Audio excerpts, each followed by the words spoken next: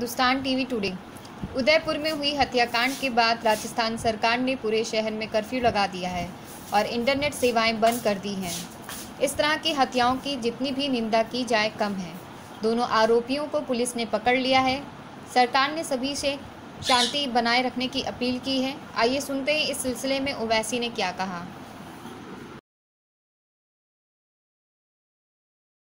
किसी को आप नहीं मार सकते, याद रखो, ये जुर्म है, ये जुल्म है। जिस तरह कोई किसी अखलाक को नहीं मार सकता, उसी तरह उदयपुर के कोई टेलर को नहीं मार सकता। जिस तरह कोई पीलू खान को नहीं मार सकता, उसी तरह कोई उदयपुर के टेलर को नहीं मार सकता। जिस तरह कोई रगबर को नहीं मार सकता, उसी तरह उदयपुर के टेलर को कोई नहीं मार सकता। जिस तरह कोई यहाँ पे जुनैद को नहीं मार सकता, उसी तरह उदयपुर के हमारे हिंदू भाई को नहीं मार सकता। जिस तरह किसी को गोश्त के नाम पर नहीं मार सकता, उसी तरह उदयपुर के हमारे टेलर भाई को कोई नहीं मार सकता। हम मजम्मत करते हैं, सिर्फ रब्बुल आलमीन से डरो।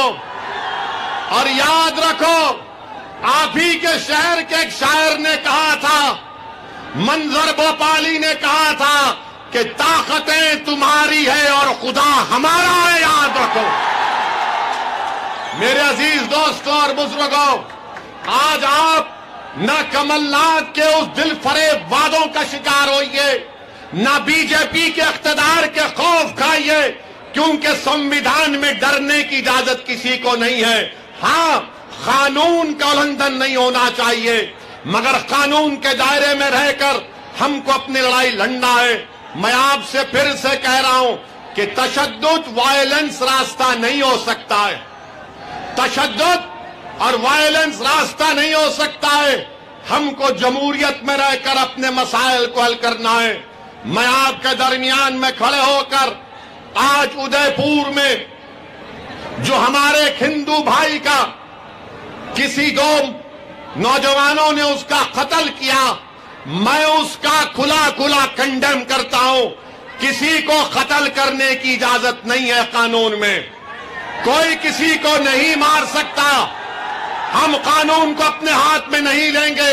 हाँ, यकीनन हम दोबारा मुतालबा करते हैं कि नुपुर शर्मा को भारत के आईपीसी सीआरपीसी के कानून के तहत एक्शन लिया जाए, गिरफ्तार किया जाए, मगर कानून कोई हाथ में नहीं ले सकता। किसी को आप नहीं मार सकते। याद रखो, ये जुर्म है, ये जुल्म है। हम मजम्मत करते हैं, हम कंडेम करते हैं। मैं भोपाल की जनता से अपील करूंगा कि अगर आप उदयपुर के कत्ल करने वालों की मजम्मत करते हैं, कंडेम करते हैं, तो मेरे साथ नारा लगाइए, इंसाफ जिंदाबाद,